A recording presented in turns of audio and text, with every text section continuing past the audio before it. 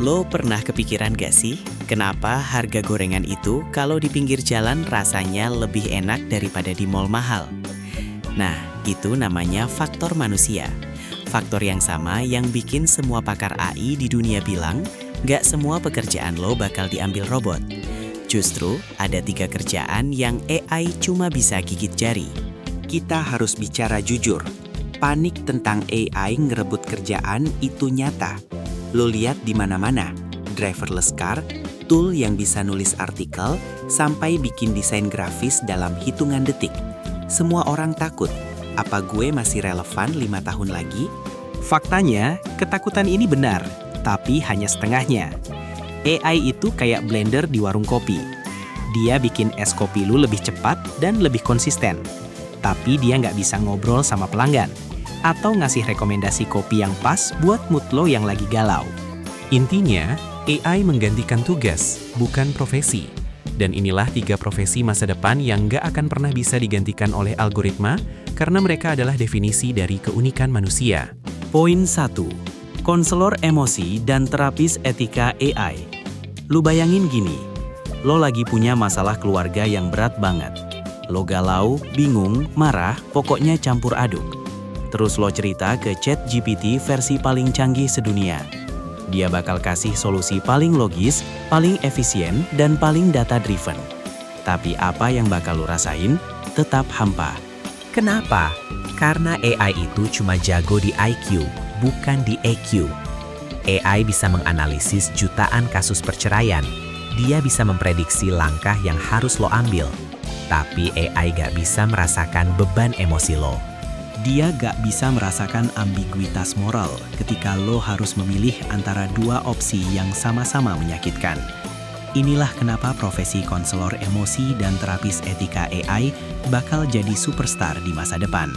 Mereka adalah jembatan moralitas manusia di tengah banjir data dan otomatisasi AI. Contohnya gampang, ini kayak troli problem yang terkenal. Lo harus milih 1 orang mati biar 5 orang selamat. AI bakal langsung milih 5 orang selamat. Tapi manusia, kita akan berdebat soal moral, nilai, dan rasa bersalah, bahkan selama berhari-hari. Itulah yang dicari di masa depan. Orang yang jago menghibur dan menjaga etika di zona abu-abu. AI bisa mengobati data, tapi manusia mengobati hati. Poin 2. Prompt engineer kreatif lintas disiplin. Banyak yang bilang, AI kan sudah bisa bikin gambar keren, nulis novel, bikin lagu, habis sudah kerjaan seniman. Nah, ini yang salah kaprah. AI generatif kayak Midjourney atau Sora itu jago banget dalam mengulang dan mengkombinasikan apa yang sudah ada di data. Tapi AI nggak bisa bikin sesuatu yang benar-benar baru. Sesuatu yang melompat keluar dari pola. Profesi masa depan yang tak tersentuh AI adalah prompt engineer kreatif lintas disiplin. Gue singkat jadi arsitek kreatif sejati. Mereka bukan sekedar orang yang bisa ngetik bikin gambar kucing terbang pakai baju astronot. Itu level receh. Arsitek kreatif sejati adalah orang yang jago menghubungkan 2 atau 3 disiplin ilmu yang nggak nyambung buat menghasilkan prompt yang mengubah dunia. Bayangkan kayak gini, AI bisa bikin kopi paling enak di dunia, tapi dia nggak bisa mikir buat ngejual kopi dalgona, atau buat ngejual kopi dengan packaging yang terinspirasi dari sastra abad pertengahan. Lompatan ide yang random dan zero shot inilah yang cuma bisa dilakukan otak manusia yang gak logis. Data AI itu linier, otak kita itu liar. Dan di masa depan, yang liar itu yang menang. Poin 3. Arsitek strategi bisnis ambiguitas. Poin terakhir ini adalah tentang strategi tingkat tinggi, negosiasi, dan pengambilan keputusan di tengah kekacauan total. AI sangat hebat dalam membuat model prediksi untuk situasi yang terstruktur dan memiliki data historis yang kaya. Tapi bagaimana kalau situasinya tiba-tiba ada Black Swan event, kejadian langka yang nggak ada datanya sama sekali, kayak pandemi mendadak, perang antar negara, atau krisis politik yang nggak terduga. Disinilah AI langsung hang. Arsitek strategi bisnis ambiguitas adalah CEO, negosiator politik, atau manajer krisis yang hidup di zona abu-abu.